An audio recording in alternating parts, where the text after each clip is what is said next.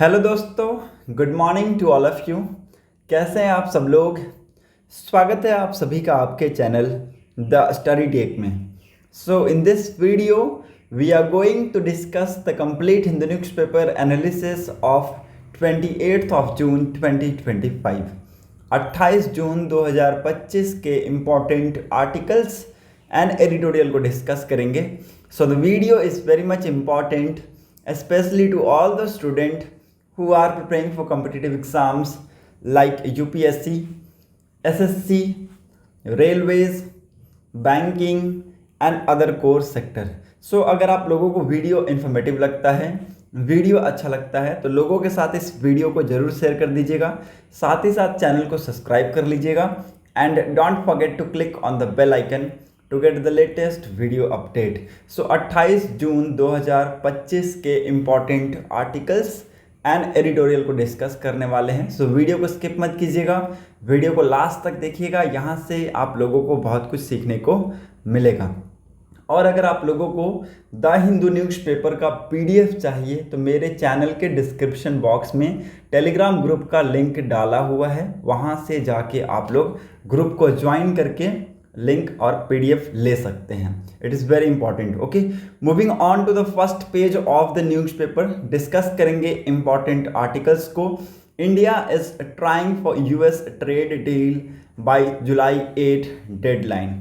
ये note down कर लीजिएगा, बहुत ही ज़्यादा इम्पॉर्टेंट है।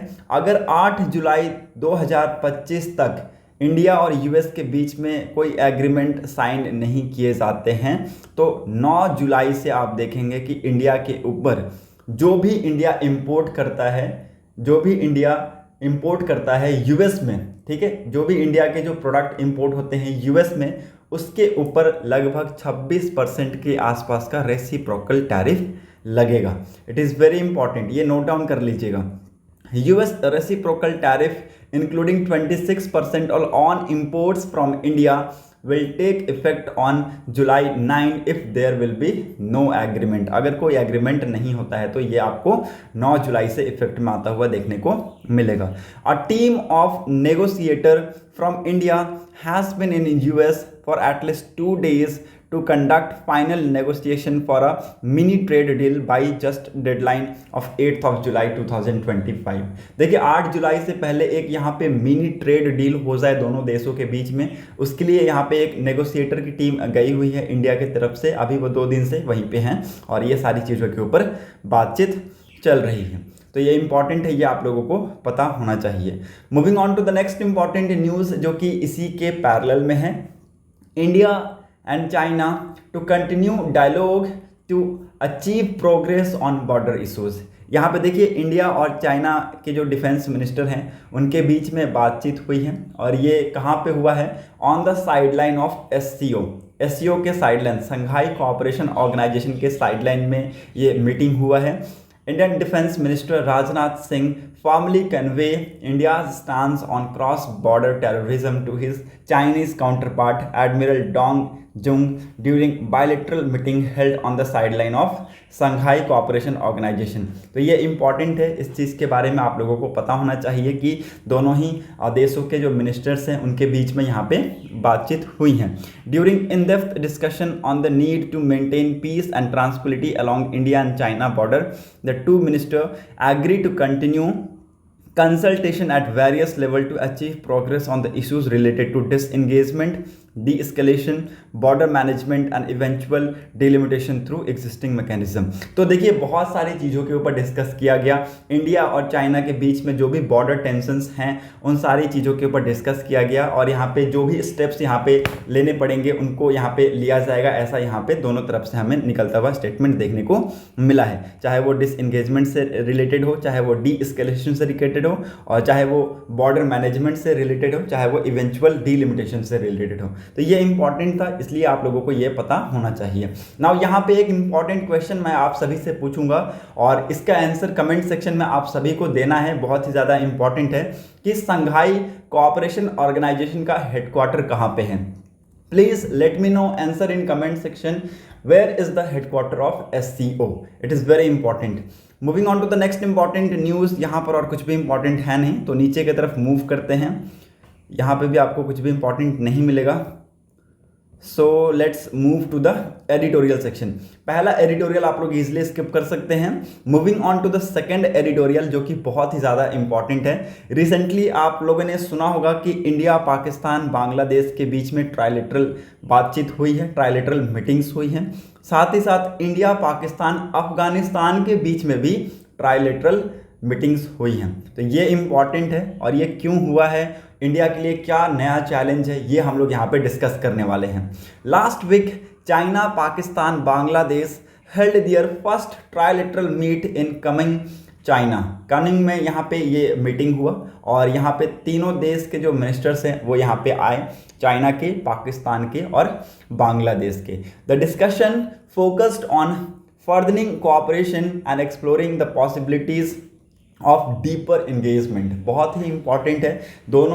तीनों ही देशों के बीच में यहाँ पे कोऑपरेशन को इंक्रीज करने की बात की गई है, और जो भी यहाँ पे डीपर मैनेजमेंट है, डीपर एंगेजमेंट्स है, उसको यहाँ पे पॉसिबली एक्सप्लोर करने की बात की गई है। This meeting closely follow another trilateral meeting between India, Pakistan and Afghanistan. ये जो इंडिया, पाकिस्तान और अफगानिस्तान के बीच में जो ये मीटिंग हुआ है, ये मेजरली मैं आप सभी को बता दूं, यहाँ पे जो बेल्ट एंड रोड इनिशिएटिव है उसको लेके ये हुआ है। अभी अफगानिस्तान तक इसको बढ़ाने की बात कर रहे हैं, और ये कब हुआ, ये मई में हुआ है। तो ये आप लोगों को पता होना चाहिए। चाइना का पाकिस्तान इकोनॉमिक जो कॉरिडोर है उसको यहाँ पे उस चीज़ को यहाँ पे इन्हांस करने की बात की गई है, और तीनों ही कंट्रीज़ के बीच में जो कोऑपरेशन है उसको इंक्रीज करने की बात की गई है। तो ये इंपॉर्टेंट है, ये आप लोगों को पता होना चाहिए। These trilaterals led by China comes at a time of Pakistan's little relevance to the region, India's increasing relations with Afghanistan and new Delhi deteriorating ties with Bangladesh. देखिए, इंडिया का जो रिलेशन अफगानिस्तान के साथ बढ़ता जाना, ठीक है, इंडिया का जो रिलेशन अफगानिस्तान के साथ बढ़ता जाना, यहाँ पे इंडिया का रिलेशन बांग्लादेश के साथ डेटोरिएट होता जा रहा है, क्योंकि बांग्लादेश की तरफ से कोई ऐसे स्टेटमेंट, एक बार आप लोगों ने सुना था न्यूज़ में ये चल रहा था कि अगर यहाँ पे इंडिया पाकिस्तान पे अटैक करता है तो यहाँ पे जो बांग्लादेश है वो इंडिया के जो नॉर्थ ईस्ट स्टेट्स है उन पे अटैक कर देगा। तो ये जो स्टेटमेंट्स है ये एक्सेप्टेबल नहीं है, और इसकी वजह से जो रिलेशंस है वो दिन प्रतिदिन यहाँ पे बांग्लादेश के साथ बदतर हो जा रहे हैं। ठीक है, तो अफगानिस्तान के साथ क्या हो रहा है, हमारे रिलेशन सुधरते जा रहे हैं, इसलिए चाइना क्या कर रहा है, उनके तरफ अब मूव कर रहा है, और बांग्लादेश का जो रिलेशन है वो खराब हो रहा है हमारे साथ, इसलिए चाइना अब इनको भी यहाँ पे लेता जा रहा है। ठीक है, तो ये इंपॉर्टेंट है, ये आप लोगों को पता चल गया कि ये तीनों देशों के बीच में क्यों मीटिंग चल रही है। Okay, moving on to the war that saved alignment. In the war of 1962 between India and China has largely saved regional alignments and geopolitics। जो वॉर 1962 में हुआ इंडिया और चाइना के बीच में, इसने बहुत ज़्यादा यहाँ पे रीजनल अलाइनमेंट और जियोपॉलिटिक्स को यहाँ पे सेट कर दिया। Following the war China found Pakistan to be an ally that keep India engaged with immediate threat and limited from challenging Beijing interest, security and status। देखिए, चाइना का सपोर्ट पाकिस्तान को बहुत ही ज़्यादा इंपॉर्टेंट मैटर करता है पाकिस्तान के लिए, क्योंकि चाइना का मतलब कि आप सभी को बता दूं, चाइना का आज की डेट में बहुत ज़्यादा डेवलपमेंट है, चाहे वो इंटरेस्ट के फील्ड में, चाहे वो एनर्जी के फील्ड में, सिक्योरिटी के फील्ड में, डिफेंस के फील्ड में, कोऑपरेशन के फील्ड में, बहुत ज़्यादा इनका जो डेवलपमेंट है वो बहुत तेज़ी से बढ़ता जा रहा है। और पाकिस्तान को एक अलाई बना के रखने का मतलब है कि इंडिया को उसके साथ बिजी रखना। अगर इंडिया को उसके साथ बिजी रखेंगे तो क्या होगा, उनका जो हमारे तरफ से जो इंगेजमेंट है वो कट हो जाएगा, क्योंकि अगर पाकिस्तान की तरफ से ऐसी ऐसी कुछ हरकतें यहाँ पे मिलती रहेंगी तो चाइना को इसमें प्लस पॉइंट है, चाइना अपना जो है डेवलपमेंट वो बढ़ता जाएगा उसका, ठीक है, और हम यहाँ पे चीज़ों में इन्वॉल्व रहेंगे। तो ये एक टाइप का क्या है, इमीडिएट थ्रेट है, ये आप लोगों को पता होना चाहिए। On the other hand, Pakistan deemed China to be a country that would unquestionably offer economic military assistance to support its aggression against India। इसके साथ साथ आप देखेंगे पाकिस्तान को बहुत ज़्यादा चाइना का सपोर्ट मिलता है, चाहे वो इकोनॉमिकली देखें, पाकिस्तान को यहाँ पे चाइना की तरफ से बहुत ज़्यादा लोन मिलता है, ओके, मिलिट्री में बहुत ज़्यादा असिस्टेंट मिलता है। तो ये आप लोग देख सकते हैं, अगर इंडिया के अगेंस्ट कोई भी एग्रेशन करना है तो पाकिस्तान को चाइना का बहुत ज़्यादा सपोर्ट मिलता है। और Pakistan is very much dependent on China for assistant investment and infrastructure development. तो बहुत ज़्यादा किसके ऊपर डिपेंडेंट है? चाइना के ऊपर, अपने इन्वेस्टमेंट के लिए, असिस्टेंट के लिए और या फिर इंफ्रास्ट्रक्चर के डेवलपमेंट के लिए। यहाँ पे एक रिपोर्ट बताती है कि 2024 के एंड तक पाकिस्तान का जो लोन है चाइना से वो कितना हो चुका है? $29 बिलियन हो चुका है। $29 बिलियन हो चुका है। तो ये आप लोगों को लिख लेना है, इंपॉर्टेंट है। And it is estimated that over 80% of Pakistan's arms import are from China। Pakistan का 80% आर्म इंपोर्ट्स कहाँ से होता है? चाइना से होता है। तो ये भी आप लोग देख सकते हैं। In addition China has also shielded Pakistan backed terrorist at UN security council and other multilateral platforms. ठीक है, तो यहाँ पे देखिए पाकिस्तान को इस तरीके से भी चाइना ने सपोर्ट किया है। उनके जो बैक्ड टेररिस्ट हैं उनको यहाँ पे प्रोटेक्ट किया है, एक टाइप का शिल्ड प्रोवाइड कराने का काम किया है यूनाइटेड नेशन सिक्योरिटी काउंसिल में और बहुत सारे अदर मल्टीलेटरल प्लेटफॉर्म्स में। तो यहाँ पे ये सारी चीज़ें आपको यहाँ पे देखने को मिलेंगी from the side of China to Pakistan.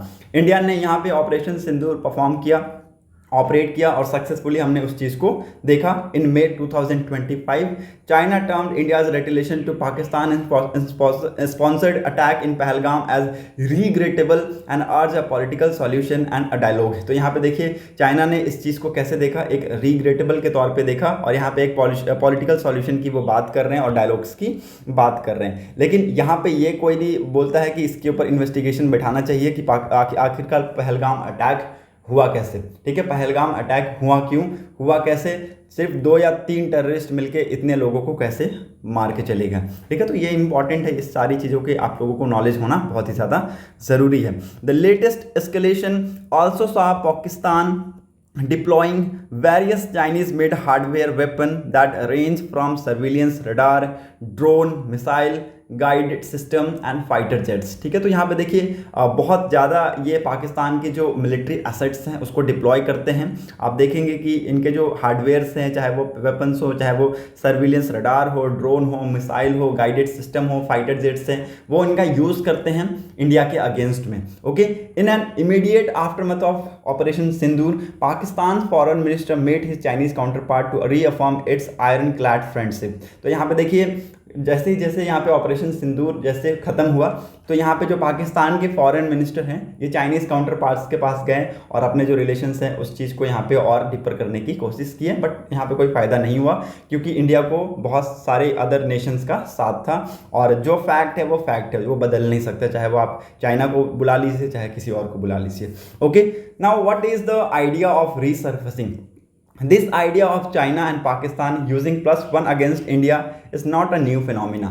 पहले भी हमने देखा है पाकिस्तान में 1971 का जो वॉर है बांग्लादेश का लिबरेशन के लिए, मैं आप सभी को बता दूं कि ये एक न्यू नहीं है इंडिया के लिए क्योंकि पहले भी पाकिस्तान ने ऐसा किया है, ईस्टर्न साइड को यूज़ करके इंडिया को इन्फिल्ट्रेट करने की कोशिश की है बट ये फेल्ड हो चुका है। इंडिया को जितने ही तरीके से यहाँ पे इन्फिल्ट्रेट करने की कोशिश की जाएगी, इंडिया क्या है और स्ट्रॉन्ग बन के निकलेगा। ठीक है, so it is very important, ये आप लोगों को पता होना चाहिए। सिलीगुड़ी जो कॉरिडोर है उसको कट ऑफ करने की कोशिश की गई थी जिसको चिकन नेक ऑफ इंडिया कहा जाता है और नॉर्थ ईस्ट को अलग करने की कोशिश की गई थी बट वो सारी चीज़ों को यहाँ पे इंडिया ने रिटेलिएट करके ख़त्म कर दिया। ओके, पाकिस्तान बहुत ज़्यादा टेरर को स्पॉन्सर करता है, इसकी वजह से इंडिया में बहुत सारे अटैक्स हमें देखने को मिले हैं। 2016 में उरी अटैक, 2019 में पुलवामा अटैक और रिसेंटली हमने देखा कि पहलगाम अटैक 2025 में हुआ। ठीक है, तो इंडिया भी यहाँ पे इसके रिगार्डिंग इंडिया भी रिटेलिएशन स्टार्ट कर दिए हैं और इंडिया कहता है कि पाकिस्तान का अब कोई भी यहाँ पे जो न्यूक्लियर ब्लैकमेल है वो टॉलरेट नहीं किया जाएगा। तो यहाँ पे इंडिया की तरफ से कुछ इंपॉर्टेंट स्टेप्स लिए हैं तो ये आप लोगों को पता होना चाहिए। India suspension to Indus water treaty, Indus water treaty between both the countries has been suspended. Okay, trade दोनों कंट्रीज़ के बीच में कंप्लीटली हॉल्ट हो चुका है। इंडिया ने पाकिस्तान को पोर्ट का एक्सेस नहीं दिया है, मिलिट्री इंस्टॉलेशन को टारगेट किया है। तो ये आप लोगों को मैंने बताया था पहलगाम अटैक के टाइम पे भी और इट इज़ वेरी इंपॉर्टेंट, ये आप लोगों को पता होना चाहिए। और ये सारी चीज़ें क्या हाईलाइट्स करती हैं? रावलपिंडी की लिमिटेशंस और वीकनेस को हाईलाइट करती हैं, तो ये आप लोगों को पता होना चाहिए। Moving on to the next important thing that why the new countries are being added why the new countries are being added, why only Bangladesh and Afghanistan? Because आप देखेंगे कि इंडिया के जो रिलेशन है श्रीलंका के साथ इंप्रूव हो रहे हैं, नेपाल के साथ इंप्रूव हो रहे हैं, तो ये एक क्या है, एक टाइप का कंसर्न है, ये एक टाइप का एंग्जाइटी है। तो ये किसके लिए एंग्जाइटी बनता जा रहा है? चाइना के लिए एंग्जाइटी बनता जा रहा है। इसलिए वो किसके तरफ मूव कर रहे हैं? अफगानिस्तान और बांग्लादेश की तरफ मूव कर रहे हैं, जो कि इंडिया के लिए क्या है, इंडिया के अगेंस्ट जा रहे हैं। लेकिन हमारा अफगानिस्तान और हमारा जो रिलेशन है वो बहुत अच्छा होता जा रहा है, उस पर हम धीरे धीरे क्या करेंगे, सुधार कर लेंगे। ओके, तो ये आप लोग देख सकते हैं जैसे जैसे चीज़ें यहाँ पे बढ़ती जा रही है वैसे वैसे यहाँ पे चीज़ें होती जा रही है। तो जो डेवलपमेंट हमें इस रीजन में देखने को मिल रहा है, और इसकी वजह से एक ये कह सकते हैं कि हमें पाकिस्तान से बड़ा थ्रेट नहीं है, चाइना से सबसे ज़्यादा थ्रेट है, क्योंकि चाइना क्या कर रहा है, अपना डोमिनेंस धीरे धीरे इन द रीजन इंक्रीज करता जा रहा है। होप आप लोगों को यहाँ पे चीज़ें समझ में आ गई होंगी। मूव करते हैं नेक्स्ट इंपॉर्टेंट न्यूज़ की तरफ। 10वें पेज पर यह एक इंपॉर्टेंट न्यूज़ है, 3 men held for gang rape of a student on law college campus in Kolkata.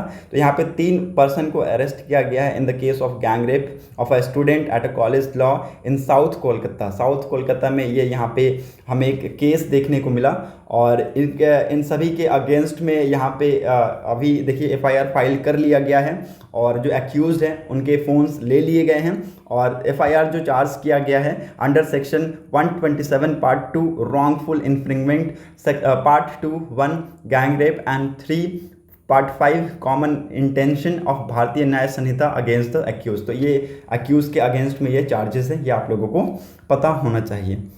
Moving on to the next important news, Congress seek clarity on trade talk after Trump's remark. तो देखिए यहाँ पे जो Trump's का remark है कि India और US के बीच में आने वाले टाइम में एक बहुत ही अच्छा डील होने वाला है, ट्रेड डील होने वाला है, उसके ऊपर यहाँ पे जो कांग्रेस है वो क्लैरिटी मांग रहा है। तो ये आप लोगों को पता होना चाहिए। Moving on to the next important news, 12th page पे इंपॉर्टेंट एक न्यूज़ आया हुआ है, Assam and Mizoram draft rules to curb illegal immigration. Immigration को ख़त्म करने के लिए असम और मिज़ोरम ने यहाँ पे ड्राफ्ट रूल यहाँ पे लेके आए हैं। तो ये आप लोगों को पता होना चाहिए। 2 north eastern state have toughen their stand on identification documents to curb unauthorised cross border movements of Bangladesh and Myanmar nationals. तो बांग्लादेश और म्यांमार से बहुत ज़्यादा यहाँ पे इलीगल इमिग्रेशन हमें इंडिया में देखने को मिलता है, और Assam government has decided to implement a policy to issue Aadhaar cards to adult citizen only through a district commissioner. तो यहाँ पे देखिए बांग्लादेशी नेशनल्स को यहाँ पे इन आधार कार्ड्स को एक्वायर करने में बहुत ज़्यादा डिफिकल्टीज़ होगी, साथ ही साथ यहाँ पे म्यांमार के जो नेशनल्स है उनको यहाँ पे ये आधार कार्ड एक्वायर करने में इससे बहुत ज़्यादा डिफिकल्टी होगा। इसलिए यहाँ पे अब ये असम की जो सरकार है वो क्या कर रही है कि जो भी पॉलिसी, जो भी यहाँ पे आधार कार्ड इशू किए जाएंगे सिटीजन्स को, अडल्ट सिटीजन्स को, वो किसके थ्रू किया जाएगा? डिस्ट्रिक्ट कमिश्नर के थ्रू किया जाएगा। तो ये इंपॉर्टेंट है, ये आप लोगों को पता होना चाहिए। आप लोगों को मैं बता दूं कि यहाँ पे लगभग एक यहाँ पे सितंबर 2024 में ऐसा यहाँ पे देखा गया, रिपोर्ट बताती है कि असम की जो 4 डिस्ट्रिक्ट हैं जिसका नाम है धुबरी, मोरीगांव और नंगमा, तो ये जो डिस्ट्रिक्ट्स हैं, इन डिस्ट्रिक्ट्स में आप देखेंगे कि पॉपुलेशन से ज़्यादा आधार कार्ड इशू किए गए हैं, पॉपुलेशन से ज़्यादा आधार कार्ड इशू किए गए हैं। तो आप देख सकते हैं in September 2024 he said that 4 Assam district had more Aadhaar card holder than its projected population. तो प्रोजेक्टेड पॉपुलेशन से आधार कार्ड होल्डर्स की जो संख्या है वो ज़्यादा है। We found that 103.74% of population were issued Aadhaar card in बेटापद, ठीक है, बारपेटा। तो इस जगह पे आप देखेंगे कितना है, 103.74 है, और दुबरी में कितना है, 103.48 है, और मोरीगांव में कितना है, 101.74 है, एंड नागांव में कितना है, 100.68 है। तो जितना पॉपुलेशन प्रोजेक्ट किया गया है उससे ज़्यादा है, इसलिए यहाँ पे जो इमिग्रेंट्स की संख्या है ऐसा बताई जा रही है कि ये ज़्यादा है। Moving on to the next important news, defence sector hold promise for startups and MSME and enterprises. A new ecosystem is being emerging for defence sector as a private industry participation. Defence sector में यहाँ पे private industry participation का यहाँ पे एक नया chapter बनता जा रहा है। आप देख रहे होंगे कि धीरे धीरे जो प्राइवेट कंपनीज हैं वो यहाँ पे सामने निकल के आ रही हैं और इसमें यहाँ पे अपना पार्टिसिपेशन दिखा रही हैं। Startup and the MSME, micro small and medium enterprises and technology innovator are contributing to national security and defence production. So these are the companies, startup companies अभी इंडिया में नए नए स्टार्ट हो रहे हैं। एमएसएमईज आप देखते जाएंगे बढ़ते जा रहे हैं। जो टेक्नोलॉजी इन्वेंटर हैं या फिर टेक्नोलॉजी इनोवेटर्स हैं वो यहाँ पे सामने निकल के आ रहे हैं और नेशनल सिक्योरिटी और डिफेंस प्रोडक्शन में अपना हाथ बटा रहे हैं। इसमें बहुत ही इंपॉर्टेंट रोल यहाँ पे प्ले कर रहा है, एक बहुत ही इंपॉर्टेंट रोल प्ले कर रहा है कौन? कोयम्बतूर, जो कि यहाँ पे इंजीनियरिंग मैन्युफैक्चरिंग में एक बहुत इंपॉर्टेंट रोल यहाँ पे हमें देता हुआ देखने को मिला है। Moving on to the next important news, Indian fishermen's rights being given away during emergency. 50 साल पहले ऐसा यहाँ पे एस जयशंकर जी का कहना है कि जब इमरजेंसी लगाई गई थी तो इंडिया ने श्रीलंका के साथ उस टाइम पे एक डील किया था और उसकी वजह से आप देखेंगे कि जो अभी आज के इंडियन फिशरमैन्स हैं वो यहाँ पे प्रॉब्लम फेस कर रहे हैं। तो ये यहाँ पे इन्होंने कहा है, तो ये इंपॉर्टेंट है, इस चीज़ को आप लोग देख लीजिएगा। The effect of emergency can still felt in Tamil Nadu and in India Sri Lanka relation as Indira Gandhi's government had not protected the interest of Indian fisherman to fish in the Palk strait while including a pact with Sri Lanka. तो यहाँ पे pact include करने के उस time पे जब pact include किया जा रहा था उस टाइम पे इन सारी चीज़ों को यहाँ पे मेंशन करना चाहिए था, बट ये ऐसा नहीं किया। इसलिए यहाँ पे अभी आज के डेट में इंडिया और श्रीलंका के बीच में जो फिशरमैन इश्यूज हैं वो यहाँ पे देखने को मिल रहे हैं। Moving on to the next important news, world section पे मूव करते हैं। जो डोनाल्ड ट्रंप है यूएस के प्रेसिडेंट जी, इन्होंने कहा है कि ईरान के खामेनी को इन्होंने बचाया है फ्रॉम इग्निमियस डेथ। तो ये इंपॉर्टेंट है, बहुत ही इन्होंने बोला है कि एक बहुत ही खतरनाक यहाँ पे वर्ड यूज़ किया है, इग्नोमिनेंस। तो ये इंपॉर्टेंट है, ये आप लोगों को पता होना चाहिए। इन्होंने इनको बचाया है। और अगर यहाँ पे देखिए, अब अगर इफ़ जो ईरान है अगर अपने न्यूक्लियर्स वेपन को इनरिच करने की कोशिश करेगा तो US would again bomb Iran. तो ये यहाँ पे इन्होंने कहा है कि US would bomb Iran again without question if the country still enrich nuclear weapon grades uranium follow strikes. तो ये इंपॉर्टेंट है, ये आप लोगों को पता होना चाहिए। अगर ईरान बाद में कोई भी यहाँ पे डेवलपमेंट करता है इस फील्ड में तो यूएस वापस से बॉम्ब करेगा ईरान के ऊपर, ये इन्होंने यहाँ पे एक थ्रेट दे दिया है। Moving on to the next important news, यहाँ पर और कुछ भी इंपॉर्टेंट है नहीं। So that's it for today's video analysis. अगर आप लोगों को वीडियो इन्फॉर्मेटिव लगी हो तो लोगों के साथ इस वीडियो को जरूर शेयर कर दीजिएगा। Thanks for watching a video, thank you and have a nice day.